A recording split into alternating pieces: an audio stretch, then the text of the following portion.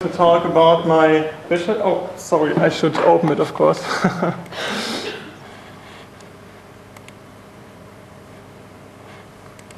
Alright, I'm going to talk about my bachelor thesis.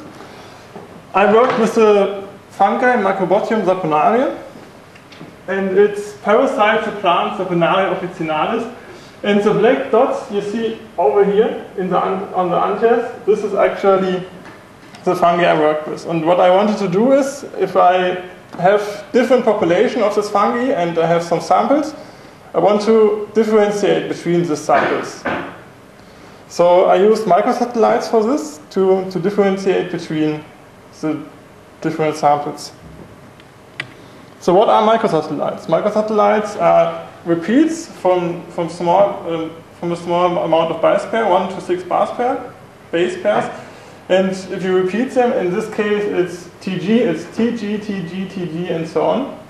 So this is our microsatellite. And on microsatellites there is a special mutation mechanism. It's called replication slippage that changes the length of the microsatellite, and it can change from one to the next generation, so the mutation rate is really high. So this is useful if you want to differentiate between populations. So what we have here is schematic, this region over here, and you see here it's the microsatellite is here quite long, and then it's a little bit shorter, and here it's even shorter. And if we isolate the DNA from this sample and from this sample, we can amplify this microsatellite, and with the PCR we can duplicate it. So we make a lot of copies from this with the polymerase chain reaction, and then we can, over electrophoresis, separate the different amplifications, and we can actually see, okay, we have here some differences between our samples, and we can now say, okay, this population has this pattern, and so the orange one has this pattern, and the blue one has this pattern. And if we take now another sample, and we don't know which population it is, we can just run this again and see, okay, we have one band here, okay, it should be population 2. So to do this PCR, the polymerase chain reaction, we need something that is called primer. This tells the enzyme which part of the whole genome should I copy. So what I basically need to do is I need to design the primers, and for this I need a sequence. So I have a sequence, and I can take a short piece of the sequence and say, okay, I put my primer here, and on the other side my other primer, and in the middle is my microsatellite. The problem with microsatellites is that they are distributed over the whole genome. So I don't really know where to start. So I need some sequence to work with, and I do this with a microsatellite-enriched database. So I explain very briefly how it works. So I had the database that was created with the reporter genome protocol, and this basically works like this. You have your genome, and you cut it into pieces, and then you have a little plate where another genome is on, and then you take the pieces, wash them on here, and when you have microsatellites that are the same, you get some hybridization. So our fragments that contain microsatellites stick on the plate, and then you can wash everything you don't need away, and take this microsatellite containing fragments, put them in a vector, put this vector in E. coli, and this bacterium duplicates our vector, and I can sequence my fragment that I'm trying to have.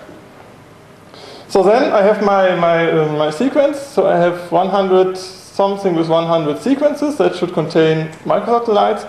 And then there was the idea to use this program here.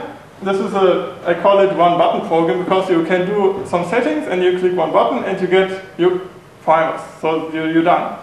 But the problem with this program was it didn't work. It gives us only 2 primer pairs, and this is not enough. And we see, okay, there is some problem with this program.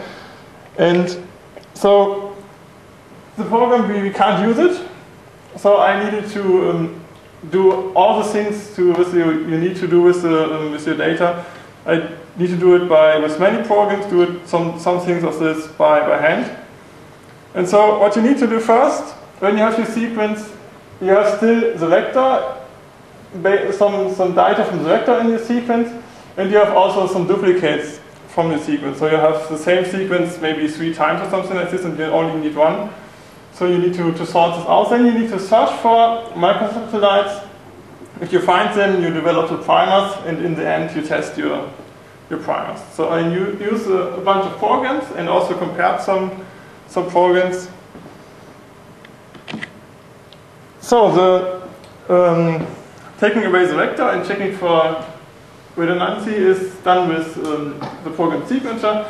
It looks a little bit messed up, but basically what it does is you type in what is your vector, and it cuts this away that you really have the sequence you want from your organism and not anything else.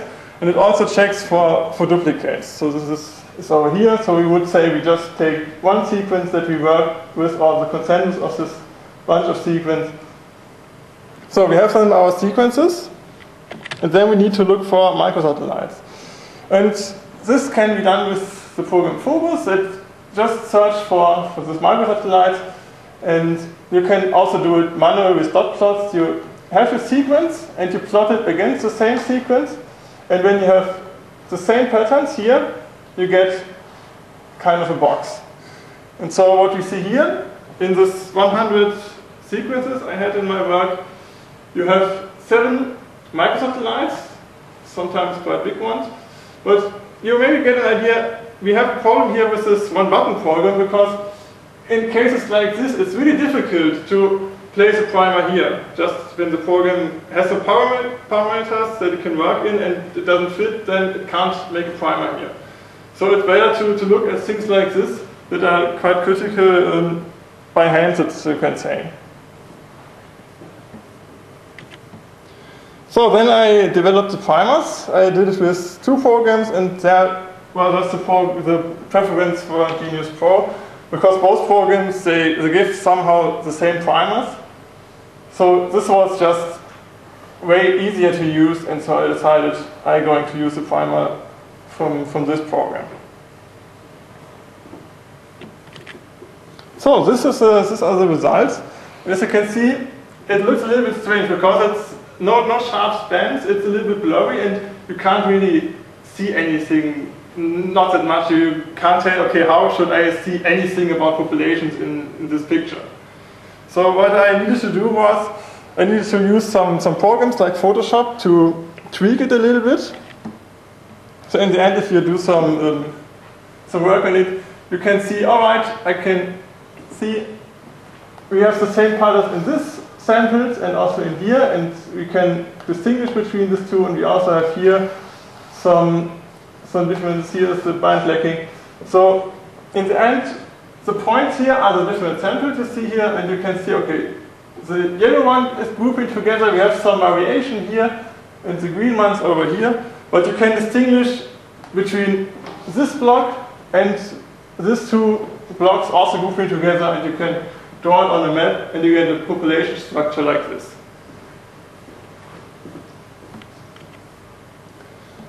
So just an overview. One problem with the map is that it was created with just 2 polymorphic loci. So we can't see just in 2 primer pairs the differences. So I need to say, okay, this is not enough to make really clear assumptions. You can say, okay, I get an idea. The population could look like this, but I should use something with 10 primer pairs or something like this to be really sure.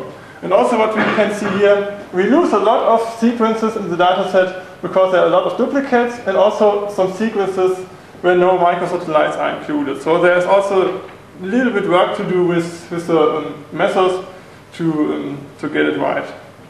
So there were some problems with the method too. But I didn't do the enrichment, so I can't tell anything more about that. So, and then a little bit a take-home message from my talk. I want to encourage you to, if you work with programs, really try to figure out what is the limitation of my program. The program doesn't think for you, so you can lose a lot of data if there's something you didn't expect and you don't see your data, and if the program does everything for you, you can miss some important parts. Like in my project, I would miss, with just 2 primers, I couldn't do anything. And also look maybe for some alternative programs, and yeah, if you do anything by hand and using different programs and really think about your workflow, you get a deeper understanding about your data, your project, and it's easier to work with the results, and so you are just more flexible with it. So yeah, thank you for listening.